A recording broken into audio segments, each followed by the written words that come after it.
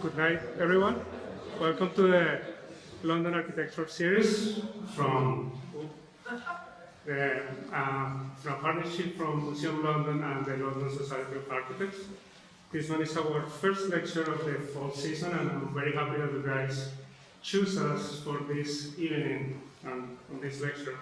Our guest tonight is Omar Gandhi. He is the principal of Omar Gandhi Architect, an architectural practice found in 2010 with the small teams in Halifax and Toronto. The work of his two studios, OG Halifax and OGTO, has garnered much national and international attention in the young practice short history. In its early years, the studio was awarded the Canadian Council for the Arts Professional Prix de Rome, was included in the Wallpaper magazine, Architects Directory, and Omar himself was named as one of the Monocle magazine's most influential Canadians. Omar was chosen as one of the Architectural League of the New York Emerging Voices of 2016, and this past fall was appointed as the Louis I. Kahn Visiting Assistant Professor in Architectural Design at the Yale School of Architecture. Most recently, Omar Gandhi Architect was the recipient of a 2018 Governor General Medal in Architecture for its work on the Rabbit Snare Gorge, and honored as the only Canadian practice in the Architectural Record magazine 2018 Design Vanguard. Please welcome Omar Gandhi.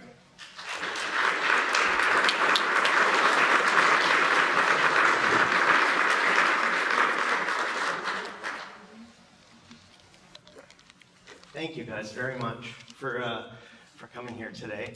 I was a little nervous because the first person that showed up actually asked if this was the needlepoint class and asked me. I had to tell her no. Unfortunately, it was on the other side of that wall, so I was a little bit nervous. Yes, thank you to everybody for coming tonight and for inviting me here to share my story and my work. Most of the talks that I do are usually for students and young practitioners, and hope that an honest sort of depiction of the first 10 years of my practice gives you a little bit of insight that you can relate to.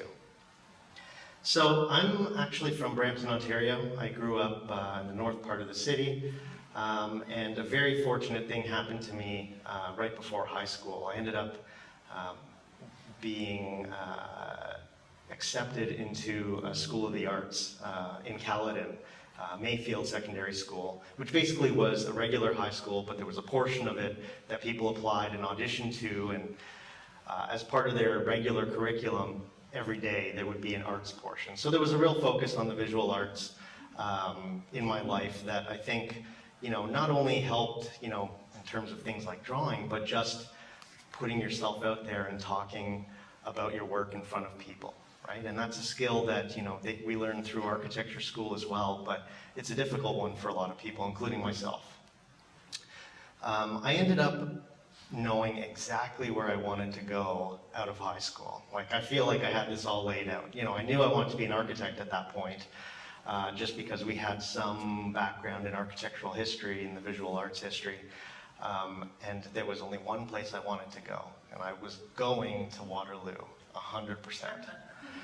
And that did not work out really the way that I had it planned in my mind. But that's okay, you pick yourself up. I ended up going to the University of Toronto, and I was in the first year of a new program that they had. It was the BA in Architectural Studies, and basically a large program after they had stopped doing the Bachelor of Architecture program.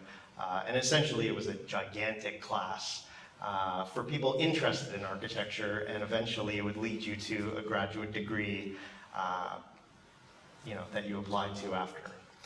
So somewhere along that line, I realized that because I was in this first year, my 200 classmates were also going to be applying to the same school. They were going to be applying to the graduate school at the University of Toronto as well. And so in my one very kind of early moments of strategy, I decided to, instead of doing 4 years in the BA program, I literally went and looked at the map of Canada and just picked a place to go to apply for a School of Architecture to do my master's before those other 200 people did. And so that literally led me to what ended up becoming kind of the single greatest accident of my life, which was to move out east to Halifax, a place that I had never been to before and knew nothing about the school other than it had a co-op program, and it had a long history in terms of architecture schools in Canada, formerly known as TUNS. So I get there and, it was everything that they promised it would be. It was a place that really emphasized making things by hand, drawing by hand, modeling by hand. And this was about the time, 2001, where that shift was happening, where not all architecture schools were doing this anymore. It was shifting over to digital almost entirely. It also was a place where once a year you would spend 2 weeks, 2 or 3 weeks actually, building outside. So not only were you making these little models and drawing, you actually had this opportunity with a group of students to actually go make something. And for someone with an arts background like me and didn't really have any kind of technical background, this was a chance not only to learn from my professors, but to learn from my classmates who had that experience. So, that feeling of actually touching a piece of lumber and swinging a hammer and actually holding a handful of nails, that was kind of, they just don't teach that in school all the time. And so I think that was absolutely incredible and important. So after school ended, I ended up moving back to Brampton and Toronto, where I would first work for Young and Wright Architects. And I ended up working in, I'm not sure if you guys know Young and Wright. It eventually got bought out by IBI. Is this okay?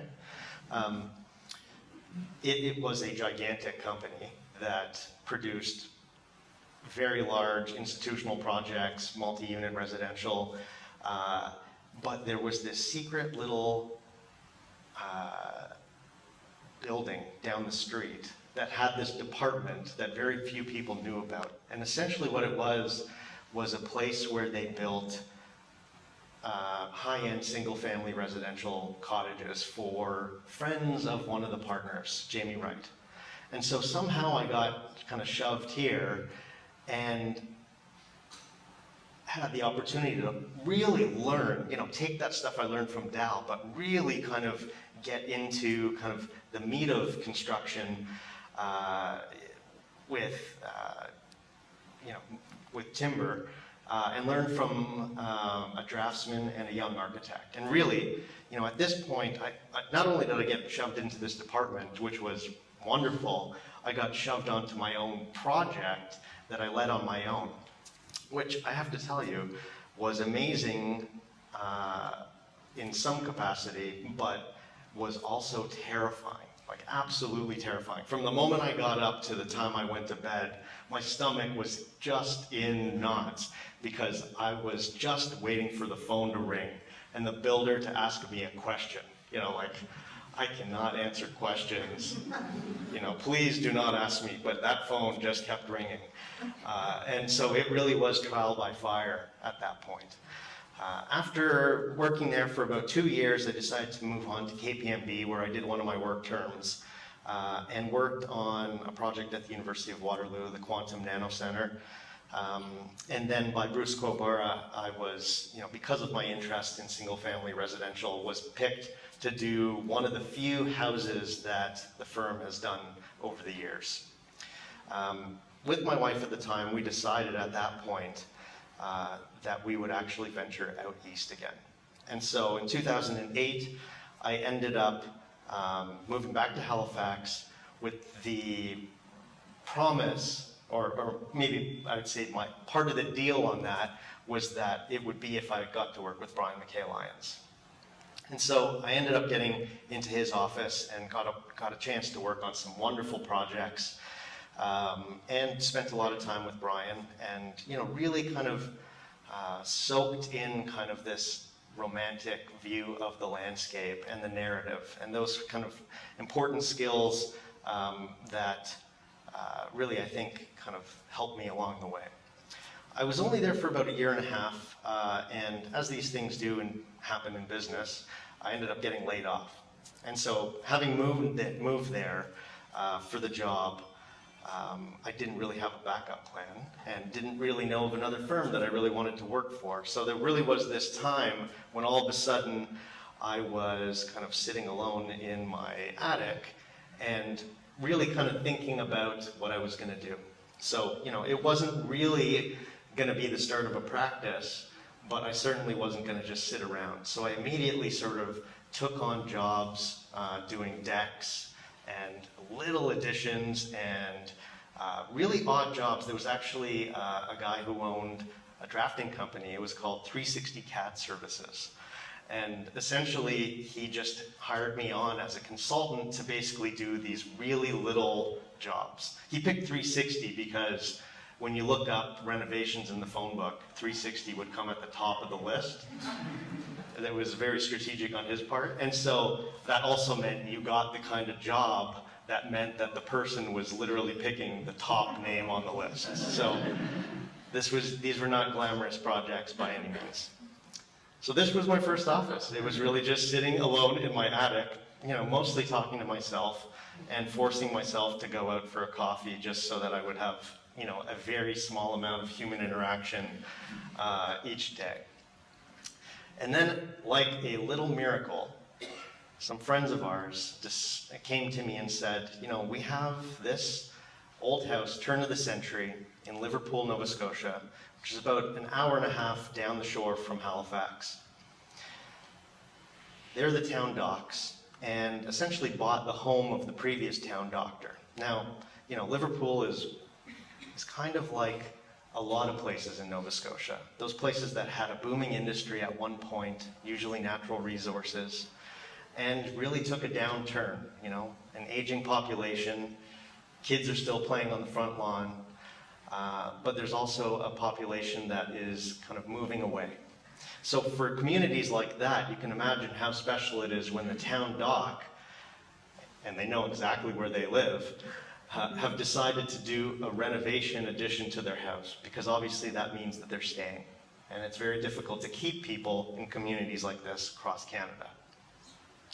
And so I kind of immediately, I don't know if I knew in my heart that this was going to be the first project, and it didn't necessarily sound like it was going to be, glamorous or kind of over the top, but I kind of understood the importance of it with respect to the community. And so what was really important to me, and this is where Liverpool is, what was important to me was that when people walked by, they didn't think, oh, they're those guys, the town docks, they obviously make a lot of money in town, they're doing something fancy. It was on the top of my mind, probably even more than theirs, that there was a certain element of modesty that already existed in the town. It's not the kind of place you want to show off, and it's also not really the kind of mentality that people have anyways. People are quite modest about the way that they operate. And so really it was about almost kind of adding something that was camouflaged, taking kind of those elements that already existed with the house and really kind of just adding to the best parts of it. And so, not knowing what I was going to do, this is my first project. I worked for different people and certainly knew how they worked, but I also wanted to have my own voice. I didn't want it to come later on. I wanted to kind of decide, how was I going to operate? And so while I was really kind of trying to figure that out in my mind, it's very scary putting yourself out there, right? That's something that is, we practice in school, but to actually put your work out there is a terrifying thing, but we do it. And so I decided the way I was going to approach it was to literally just respond to information. And so there was an untapped view of the river that didn't exist before. We needed to take advantage of that.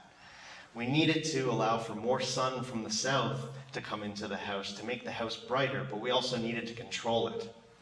We needed a new entrance, we needed to take advantage of both the public side and the private side of the home as well.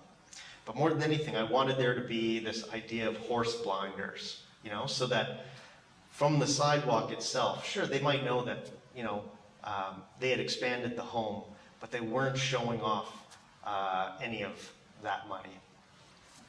And so just massing-wise, on the far left, that's what it was. So I believe the 70s, they did this really kind of crummy addition on the back that probably was quite temporary, and said, okay, well, if we remove that and we maxed out based on the bylaw, this is what it would look like in the middle. And on the one on the right, if we extend that top volume out, which is where the master bedroom would be, it would shade the living room below.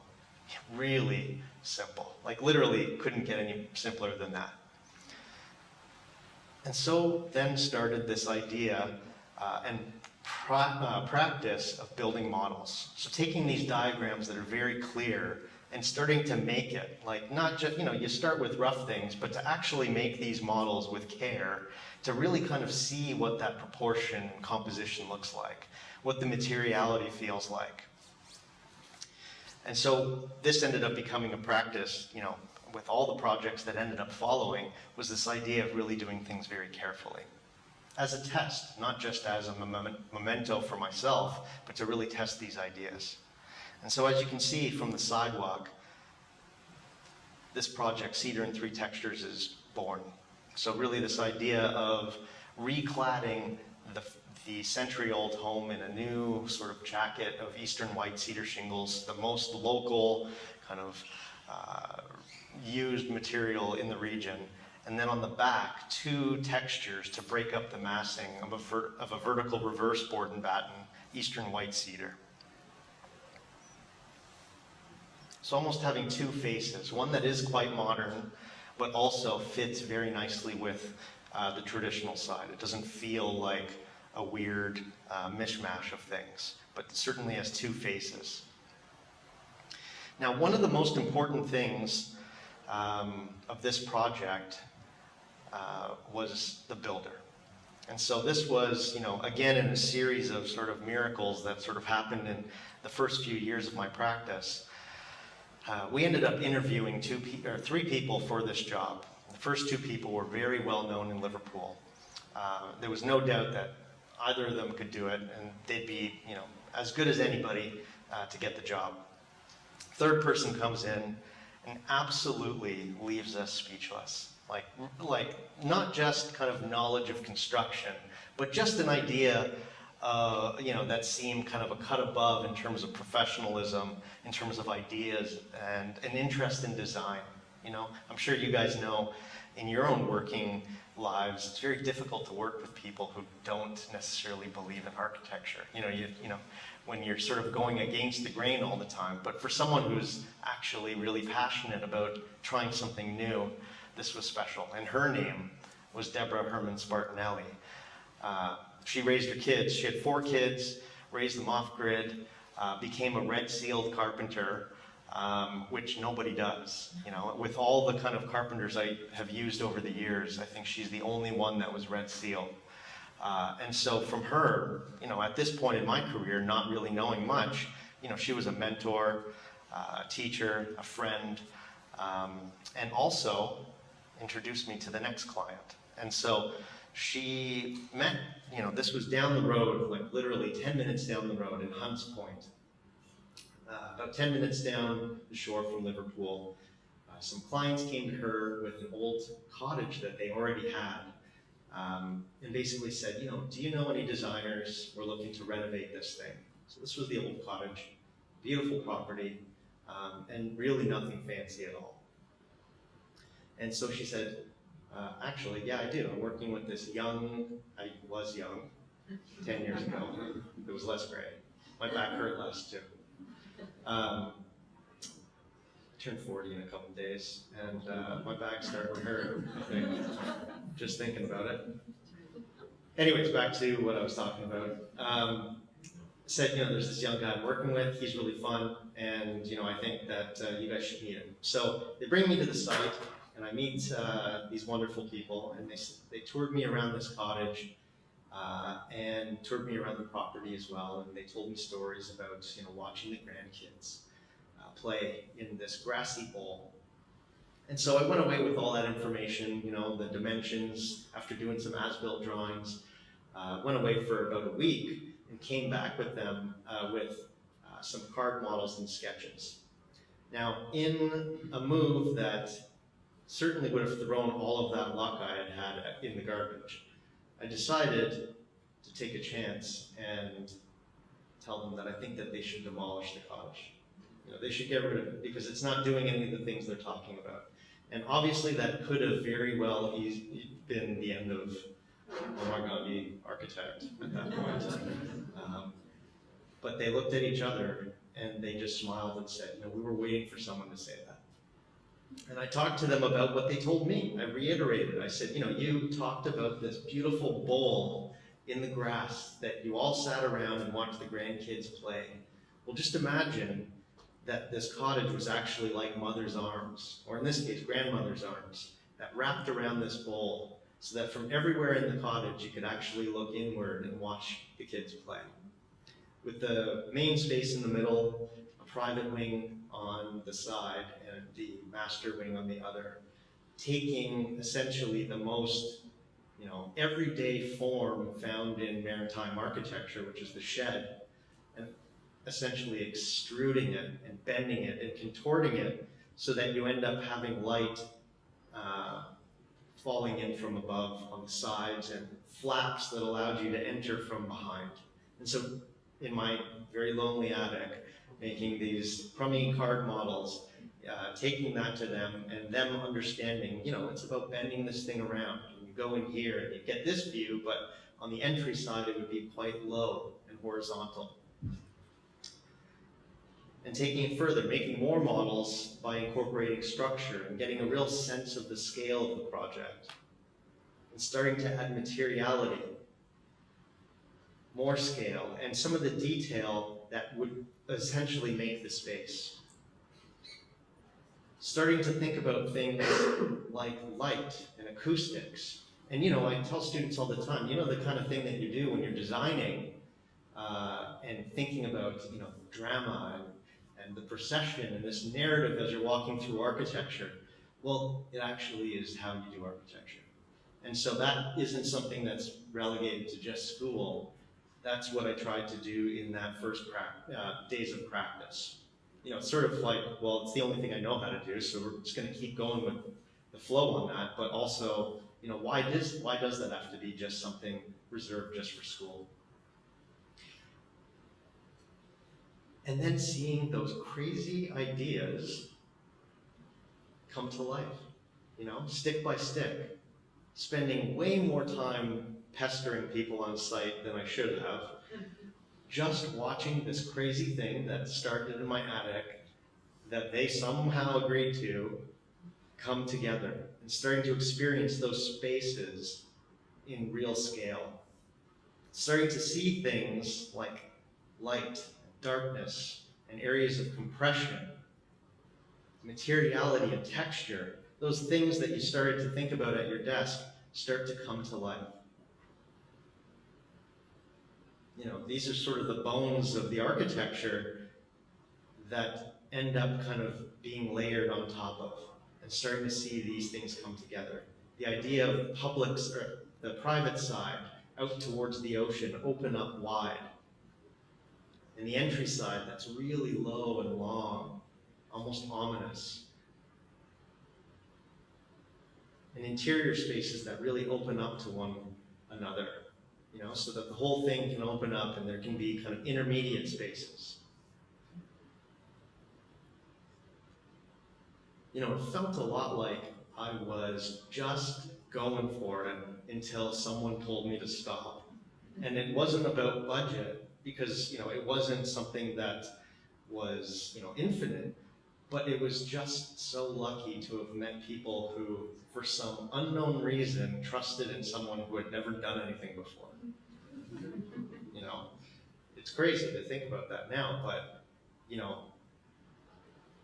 can't forget people like that in your life, right? You run into people who, for some reason, they trust you and give you a shot for one, you can't waste it, but two, you can't forget them. And so that's Deborah standing next to me, who as I mentioned, was a mentor. Not only did she build my first 2 projects, but she also knit a sweater, or a toque for my son, who was born at that time. So we ended up getting a lot of really wonderful local and somehow national press on these 2 projects. And people really liked hearing about this collaboration that I had with Deborah and our engineer, Andrea Doncaster. So it was really sort of like, somewhat of an unorthodox team in construction and architecture, especially in that part of the country. And so from one of the Globe and Mail articles that came out,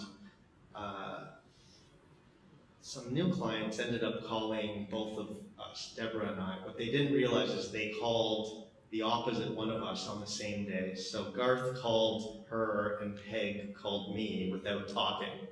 And unfortunately, it was outside of Deborah's kind of area that she was working in, so they ended up going with me, but we still needed a builder. And so this was the Moore Studio, which again was in South Shore, but a little bit closer to Halifax at that point. Now this was a couple that had raised their kids had moved out of the house, and at the time that I met them, they were living in a basement apartment in the Hagerstown neighborhood of Halifax. It reminded me a lot of my parents that essentially poured everything into their kids. But this was their time to kind of go back to some of the dreams that they had when they were in school of being artists. And so they bought this beautiful parcel of land that wasn't on the ocean, it was actually in the forest, completely surrounded by trees. And they had this vision of having a space where they could make things upstairs and live downstairs. And they just wanted to be alone and just enjoy kind of the quiet of the landscape. And so we talked about the gable. Again, a traditional form. And starting to manipulate it. Well, what if that side was higher because we're going to push it into the bank? And what if we pushed a part of the roof down to create this long linear flap of light above that would make for really beautiful indirect light in the studio? And what if you had a long window on the front that allowed you to see that there was nothing around you? It's very different when you're around, alone in the woods, but to not see it, you don't know what's out there, right? And so to actually see the peace and silence of it all, is a very strong move.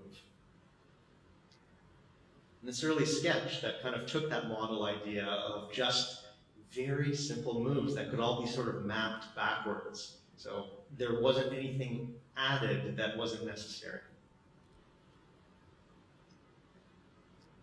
Now, this project was special because we needed a builder. And a guy came to my door. Again, I'm in my attic. He rings the doorbell, so I gotta scurry downstairs and have a meeting, on the couch, essentially. Very formal at the time. This little guy, shaved head, completely covered in tattoos. He's quite a bit younger than I am at the time, in his early 20s. And essentially was like, look, I heard about you, I heard about this project from our mutual friend, I want to build your project. And I said, well, I felt a little intimidated, to be honest. He was like, kind of shorter, but felt like he was going to punch me a little bit. So, and I just said, okay, well, let's talk about it. We can talk to the client about this, and he was dead set on doing it. And so him and his team of also 21, 22-year-olds ended up just wheeling this project. So this was the first project for them, and it was one of the first for me. And Mike and his company MRB ended up essentially taking the budget of what you'd expect from people who didn't own a home prior to that, and took the most local materials and simple form and essentially willed it into something quite powerful. Just little stick by little stick. You can imagine the labor behind that, right?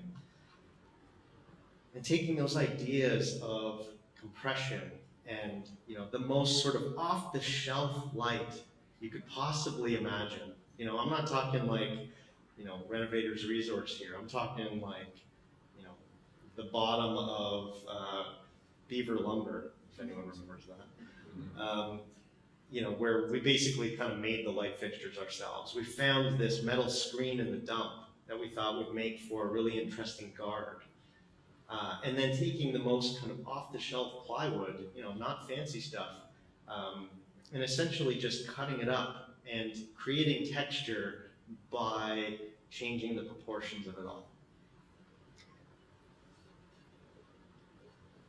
And there is no disconnect from that first model and that first sketch to an architecture that really has very few moves to distract from kind of the basic idea. So it's nestled into this little hillside, which allows you to exit the studio on the second floor from above out to the back.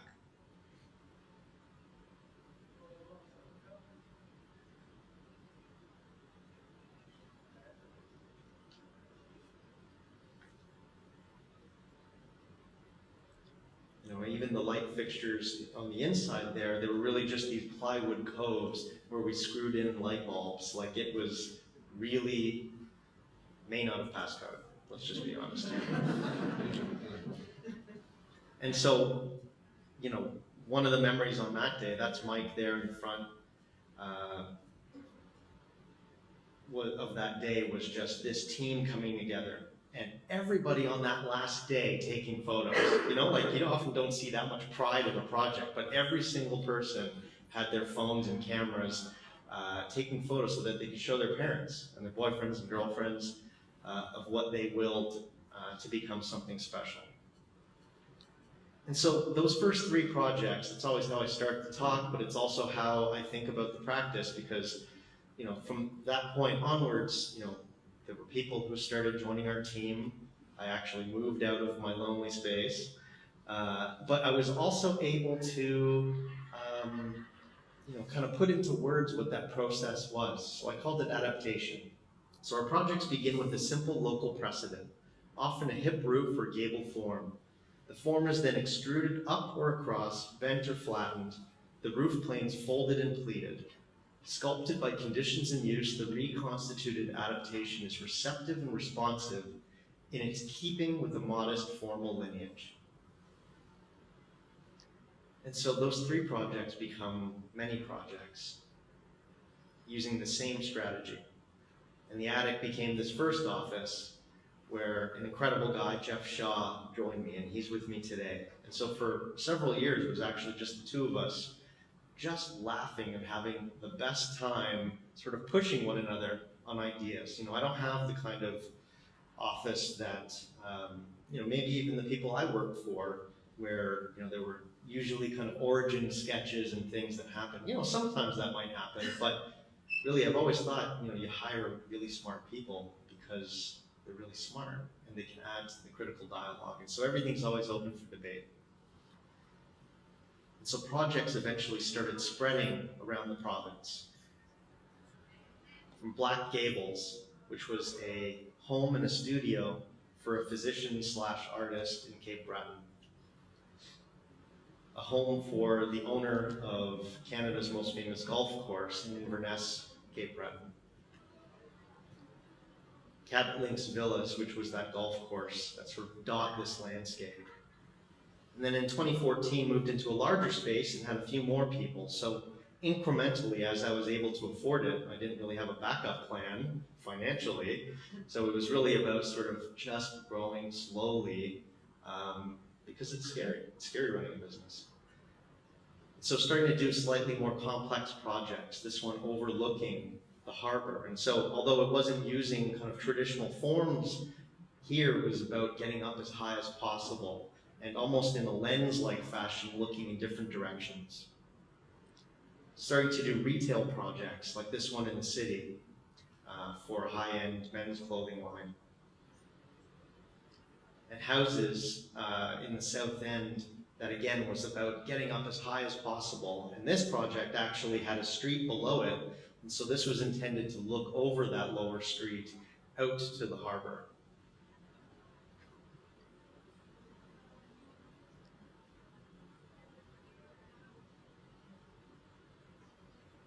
And then in 2016, I decided that we were getting some really nice attention, and quite frankly, I was just missing home a little bit. I decided to open the Toronto studio.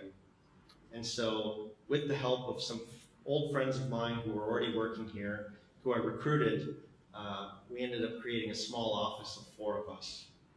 And we essentially renovated this old sort of industrial space in Parkdale. And we started taking on, again, smaller projects. And so right off the bat, we started doing a few restaurants, some houses around, but really started to expand kind of the projects that we were taking on. So I'm going to talk about a few more projects, if you guys are cool with that, that I think, really sort of define the process that we work through. So this was in Kingsburg, Nova Scotia, which is about, I believe, 45 minutes or so south of Halifax.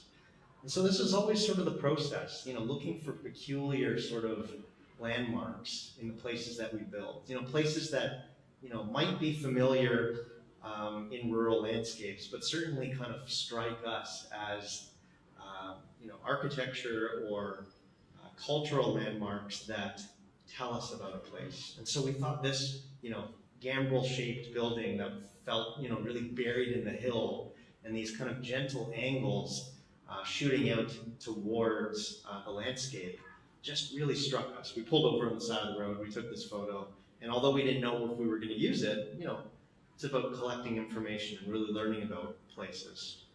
So, you start with these little sketches, like, what if we took half of that away? Maybe crazy, but it's sort of like this half gambrel roof.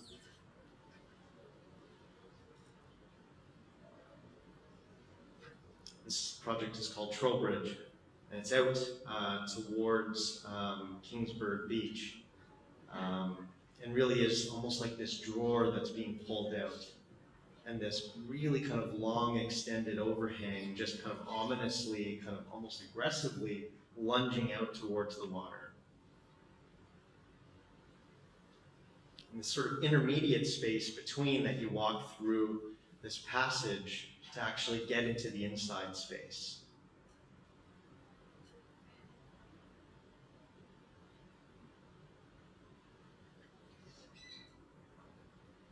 And this other project that we completed called Tiffin Lab in Chester, Nova Scotia, which was really about this kind of box hovering above a glass box looking out towards the ocean itself. So I think there's 3 projects I'll go into with a little bit more in depth. And so when Jeff Shaw joined me in 2012, just so happened that we were given an opportunity by a Swiss client who had bought a piece of land in Yarmouth County, which really is sort of the almost southern tip of Nova Scotia. It is definitely not traditionally a vacation area or a place where people buy land because it's quite marshy. It's buggy, it's marshy, and it's traditionally an Acadian part of the province. And in kind of this, long history of, mistreating the Acadians as one of many cultures that were mistreated in Nova Scotia, they were given this kind of unfarmable land, and so they came up with really innovative ways of still, tending to the crops and looking after the land. And so one of the things that really kind of struck me was this tradition of actually raising hay bales up on this wooden lattice. And the reason it's raised up is because the water is right below it. It's like, this is marshy, tall grass land, and this was the only way to actually dry the grass. And so, one of the things that really struck me was just this idea that, if you almost squinted your eyes, it almost felt like a little lump in the landscape. If you forgot that this was actually built on a structure, it felt almost like an extension of sorts. And so we had this competition that, was a huge honor for us, but, really it was an opportunity even if we weren't going to win, to really kind of push ourselves as hard as possible. So we competed against one other firm in Nova Scotia, and we ended up winning. And so this idea of this project here was really to, again, kind of translate this idea of the extended landscape, almost so that the ends like almost seemingly taper down to the ground. And this building actually curves around this little peninsula in Sluice Point so that you get this almost 270-degree view. Entering in the center, you actually have this moment where you don't see anything. The view is almost taken away from you until you enter in, and it becomes quite clear what exists beyond the cottage. So it's almost like a bit of a blinder again, or like a stop that just almost allows you to forget where you are just for a moment.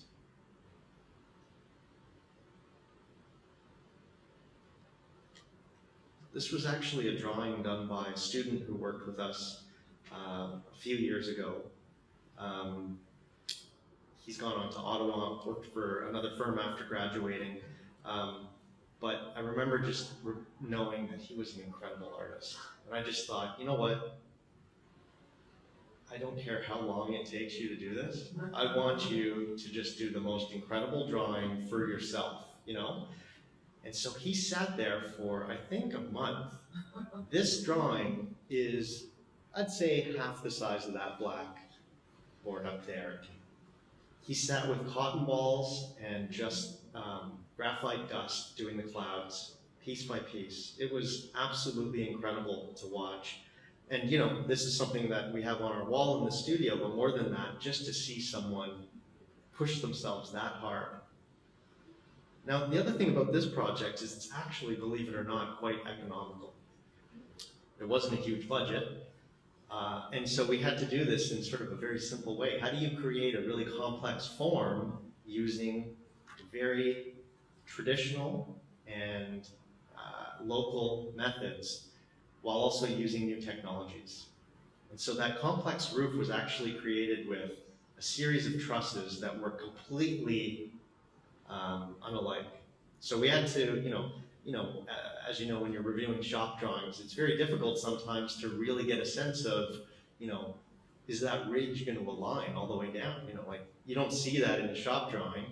And so what we ended up doing was making a model of it, each truss, so that we could essentially ensure that when that truss package came to site, it would be doing exactly what we intended. And so again, that joy of seeing these crazy things that really, Jeff and I just kind of sketching and modeling, and I'd send him a little message, and he made those little card models, and it was bang on. It felt like this is our job. This is amazing, right? And then to see someone actually buying into this idea, which seems like ridiculous, right?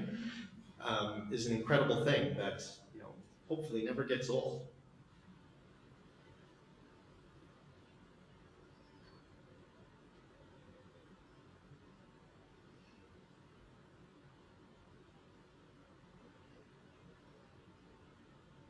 The roof entirely clad in eastern white shingles, the ridges with mitered shingles. This thing is like a work of art.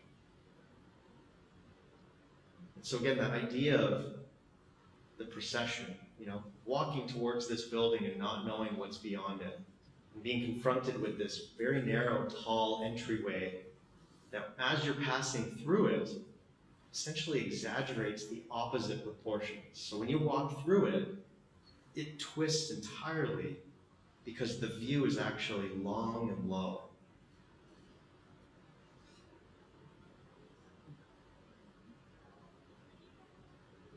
Almost just this exhale.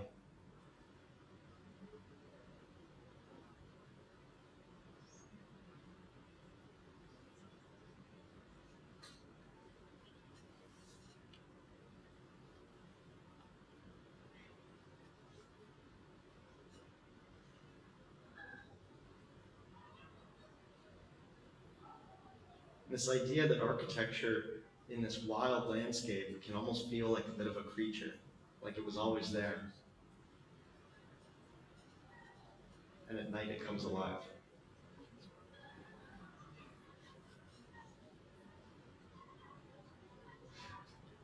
In 2013, I believe it was, I got this amazing call from these recent graduates from New York. They called themselves Design Base 8. They were literally just right out of school. The three of them were like, we want to do something together. And a family friend of theirs in New Jersey had a piece of land in Cape Breton. This is what it looks like. So you can imagine, like, this is God's country, right? This is God's country. Had a piece of land and wanted them to design it. Problem was, as you know, don't really know much when you leave school in terms of actually building something. At least that was the case for me. I remember showing my parents my portfolio when I graduated, and the complete look of confusion on their face. Like, can you build a building? I cannot at all. I cannot at all.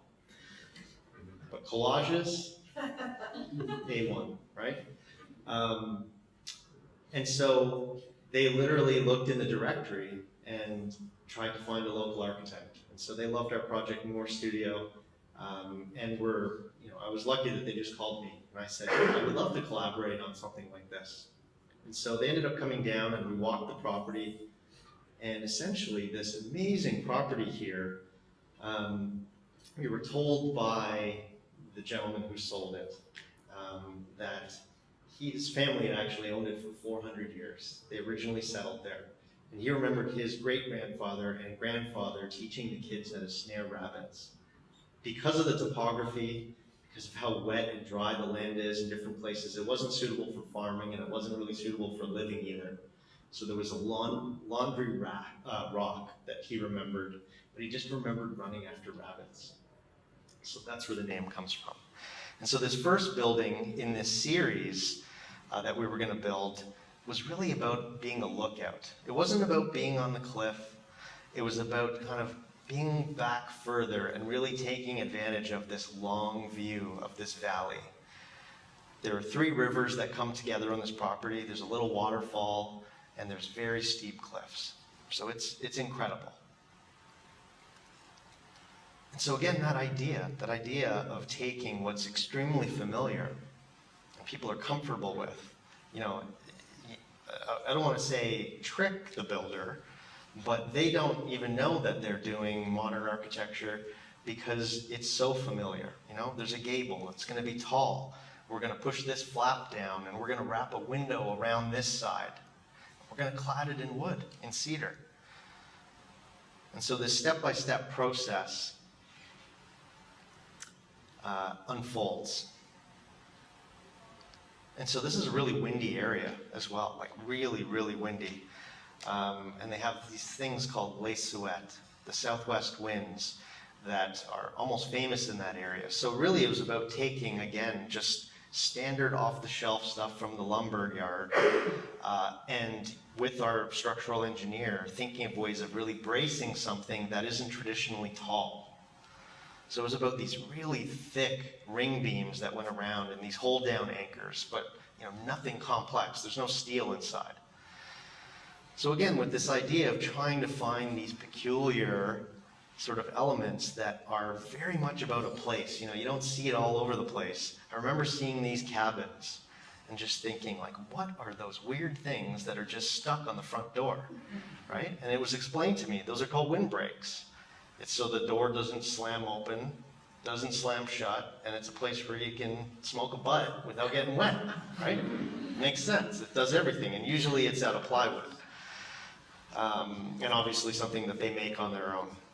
So I decided to go to the client, and I said, well, they do this. How would you feel about, instead of doing it like that, what if it was 25 feet tall, it was 2 tons, and it was made of Corten steel? And he said, yes, that would be amazing.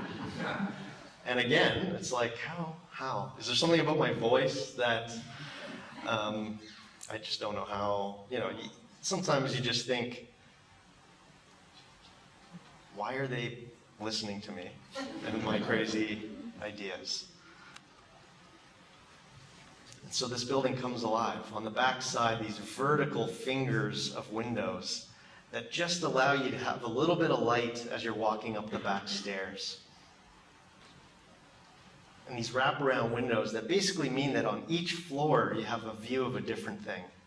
Out to the woods, down the valley, out to the ocean, back to the waterfall. This incredible thing just on this little mount.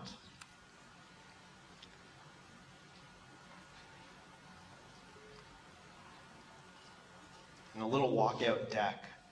And with that Corten steel hoop, it really kind of marks, obviously, the entry in almost a mannerist way. It's playful. The thing about this project, it ended up winning a Governor General's last year, but the thing that really stands out for me is whenever people see this, they smile. Like it is such a ridiculous, fun project that I feel like it may be the greatest kind of accomplishment in my career so far, is that creating something that people just smile at, brings them joy. It isn't pretentious in any way. And on the inside, just this warm palette of plywood again. Handrails that are just made with, welded steel, like this was, it's raw.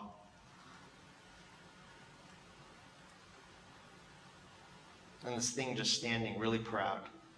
That's my friend Andre. He was a student at the time who I have standing there. I remember asking him to be the model in the photo shoot, and he was so excited. He couldn't even hide that he was that excited. And I think he was a little disappointed when he found out after that I picked him because he was the shortest in our office.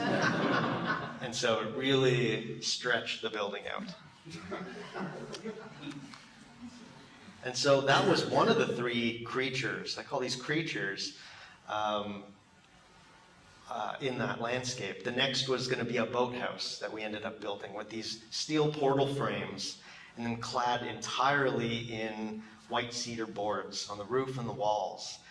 And my son was, I think, 3 at that time, was really into Transformers, and I think I just got really into that. And so we decided to have this drawbridge and these doors on the sides that all fold up. Kind of like a chameleon. Are we good for time still? Are we okay? Yes. Also in Inverness, a Toronto couple, they ended up buying a piece of land that really was considered to be unbuildable, just based on the proportions of it. It was this long, narrow piece of land on the water next to a huge cliff, not far from Rabbit Snare Gorge. And I said, well, yeah, I think we can do something. I think let's play with the proportions, right? Let's brace it. So I did this little sketch, and, this back wall and this program just kind of aligned so that it was hugging the road as closely as possible, but still felt like it was lunging forward. Sorry, I keep bragging about these landscapes here, but it's tough. It's tough. And so this long horizontal building, taking this idea again of this shed form and starting to play with volumes within it, almost like little Pez, I called it like a Pez dispenser, these things that get pocketed back in. And this long, heavy wall at the back that really anchors it. And a roof that really, instead of opening up as we normally do with these kind of projects, this was actually low and long, almost sheltering it like it's hovering its eyes. There's something mysterious about it, but it also was intended to be like a knife cutting into the wind. So it was really sort of protecting itself.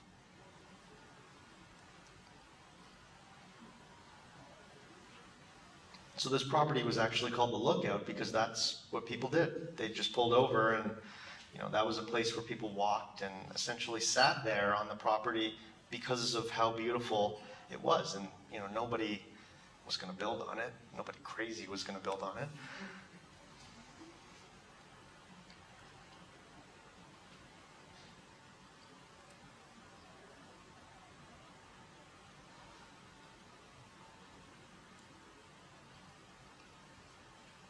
this wood wall that shoots right through the project. A different sort of palette on the inside. Instead of just off-the-shelf lumber, we actually just used off-the-shelf steel trusses. Like almost, it's about as eco as you can imagine in terms of cost and ease. And this view that really just opens up towards the landscape. Now the last project. So just outside of Halifax, there's actually, maybe 10 minutes outside the city, there's this incredible landscape that really was reserved for mountain biking and hiking. Because again, people didn't think you could build on it. And so it's called the Backlands of Purcell's Cove. And so it's this glacial valley that really just left this crazy landscape of just massive boulders and outcroppings. So the client came and said, do you think we can build on this? Do you think we could do something? I said, yeah, like it would be amazing to really take advantage of these outcroppings that are, 25 feet tall and really start hugging that wall, like start nestling into it, almost like our building was kind of part of that landscape. And so again, just taking this kind of simple shed form and breaking it up into compartments and spreading it out and starting to taper and angle it so that you have these different views. And even as you enter the building, it feels a little bit like you're walking through kind of a crack of a boulder. And we maintained as much of the topography as possible, partially because, we didn't want to blast or break rock, but also because it felt as though when you were walking through it, you were walking on the topography that always existed. So this is that kind of moonscape of a landscape, and I'm standing on the rock there that it's backed up against. So as you enter, you sort of go through this crevice where you can see right through it where the rock's been pulled apart. The name float actually comes from bedrock, which has been detached from its original location and kind of fallen next to it. They call that geological float. And so as I said, in section, it feels like you're meandering up this landscape.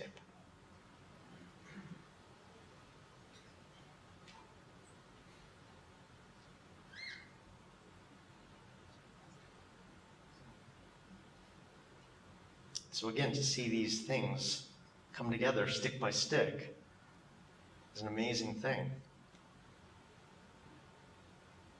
It's almost this, the color of the wood in this case, which actually, we typically don't use any color, but has almost like a gentle tint, a warm tint to it that replicates the color of the stone in a really, really subtle way. And these roof planes that, again, you can imagine us laughing and having fun about this, but we imagine almost like the headlights of an IROC Z, that just pop up, right? And that's how those sort of came to be. Like, it's almost like this box that's unfolding. We don't tell those things to the clients. That's just in-house architect humor.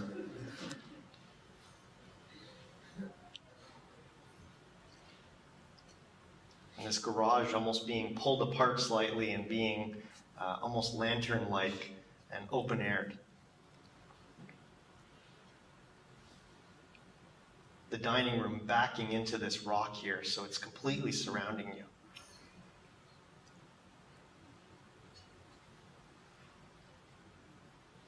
It's almost like from every location in the house, you really have an idea of where you are in that landscape.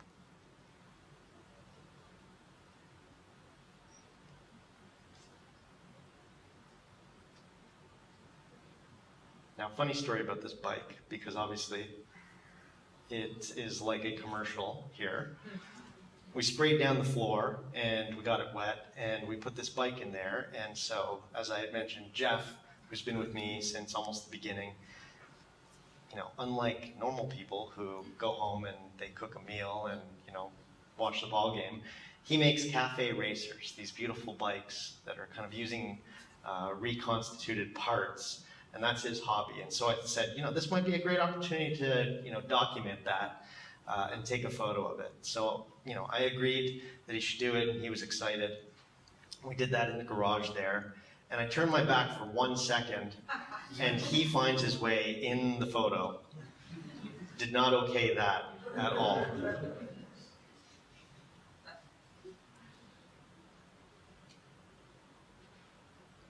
So I always end by just mentioning the team. It really is something, it's just such a fun time being in the studio for us. We laugh a lot, and we have a lot of fun pushing one another. And so there's no way to talk about architecture in general without talking about the people that are a part of it. So I just wanted to end on that. Thank you all very much for coming.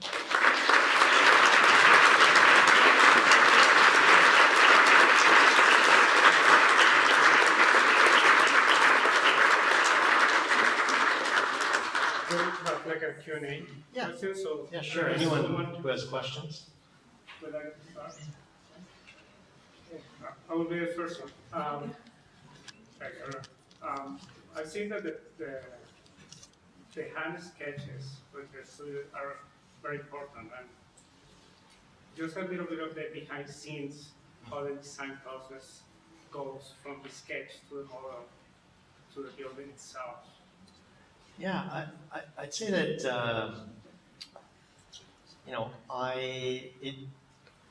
like I said, I think I worked at places where, that the boss's sketch was really kind of the starting point.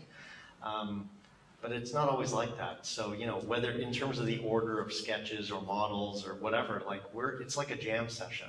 And so we just get really excited about kind of ideas that usually start after we've walked the property together. And there are a few things like whether it's the view or the sun, how it rises and sets, or, the things that really kind of make a client different than others that we may have had. So I think that's, part of the reason why our projects are so different. Even though there are certain attributes that tie it together, materials and some of the traditional forms, they're also different just because we're really trying to read the landscape. So, I would say that there's no real order other than, one of those things sort of leads to the next. It seems that it's very important in your practice, the use of the models. Yeah. I think what I've seen is in the sense of a scale and also the sense of the landscape. Yeah. Makes kind of the building seems into the context. Yeah, and we are heavily engaged in digital technologies as well. We render all the time. It's just different than holding something in your hand. It really is. So I think we do it not just out of nostalgia or anything, but it just when you're spinning around on Revit or Rhino or whatever, it's a very different thing. Yeah.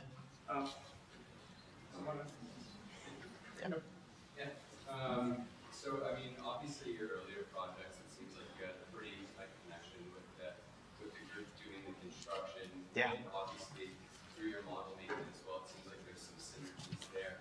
I'm just curious what kind of your connectivity is to the builders that you're working with these days on these projects, because obviously the level of execution and your involvement doesn't seem to be any different from when you started. Well, so Mike, who built Moore Studio, he's done like 10 projects for us now. And so it really is about those relationships. Andrea, our Doncaster, our engineer, she's done almost every project for us.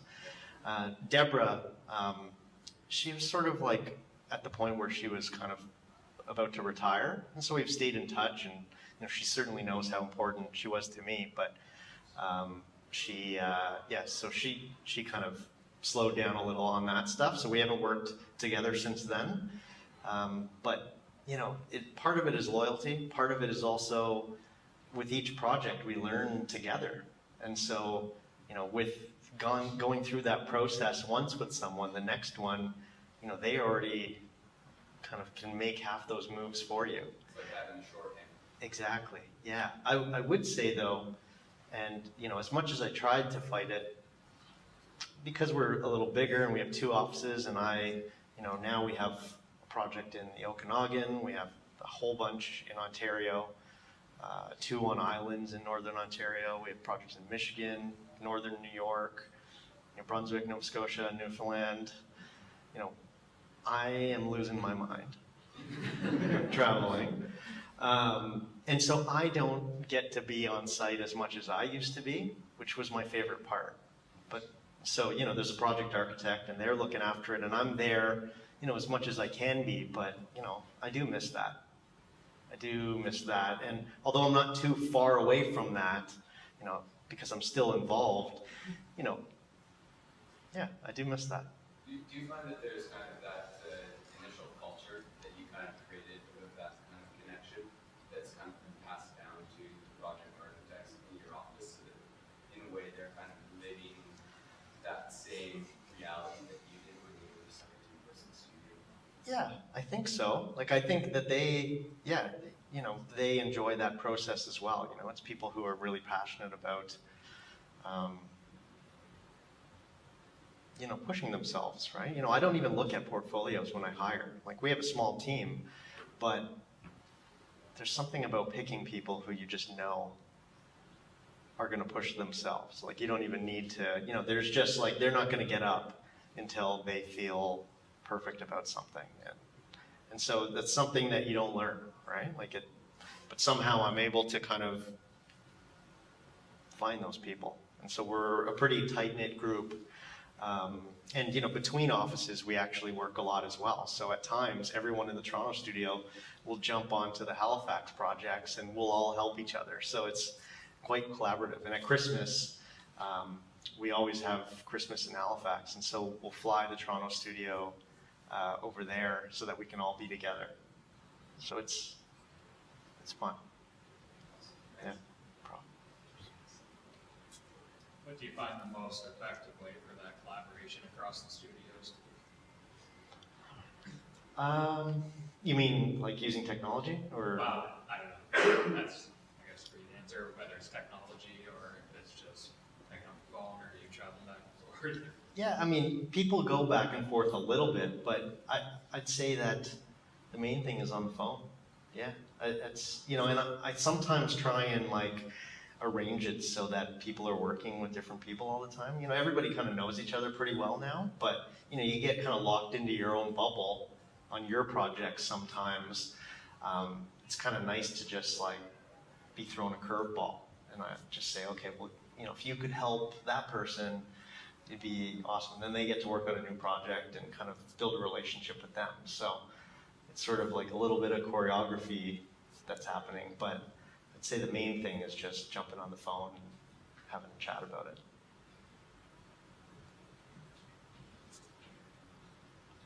And your involvement as you've grown, obviously you say you don't get out on site much, but how do you manage, like are you still involved in each project or do you just trust the leads on those?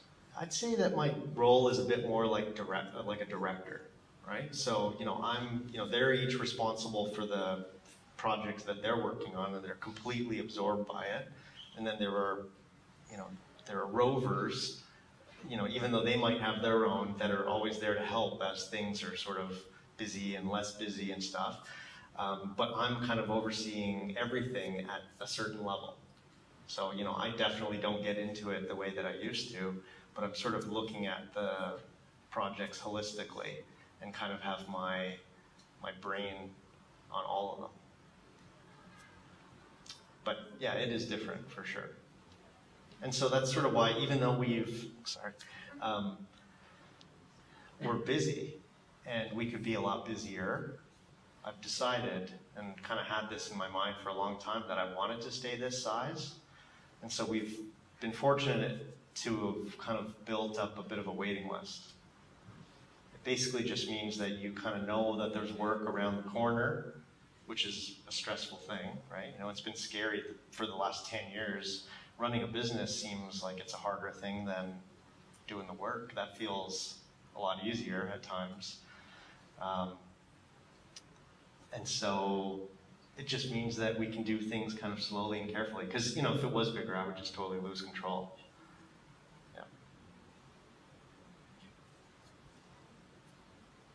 Yeah. You You were telling us about some of the more current projects you're working on, like out west, Northern Ontario, Michigan, etc. Can you tell us a little bit about the different, how those projects differ in terms of their style and materials? Yeah, Because the stuff you showed us is so typical of the Nova Scotia landscape. And exactly. And so, people ask us, when we moved to Toronto and we opened an office there, how we were going to deal with that. Like, was it going to be like East Coast projects in Toronto? And the answer is the process is exactly the same. It just requires really trying to understand a place and try and kind of pick out the things that make, it special, right? Like unique. And so I think, in Atlantic Canada, it might vary a little bit less from place to place, but in Toronto, things vary drastically from neighborhood to neighborhood.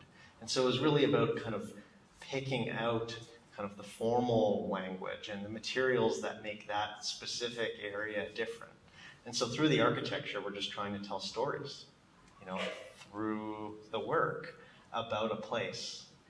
And so there was a lot of, brick that we're using. In Toronto, and in northern Ontario, there's a lot of brown woods and things that you see a lot in Muskoka, right? And there's these overhangs, and so it's really sort of trying to find out or trying to pick out what makes a place different.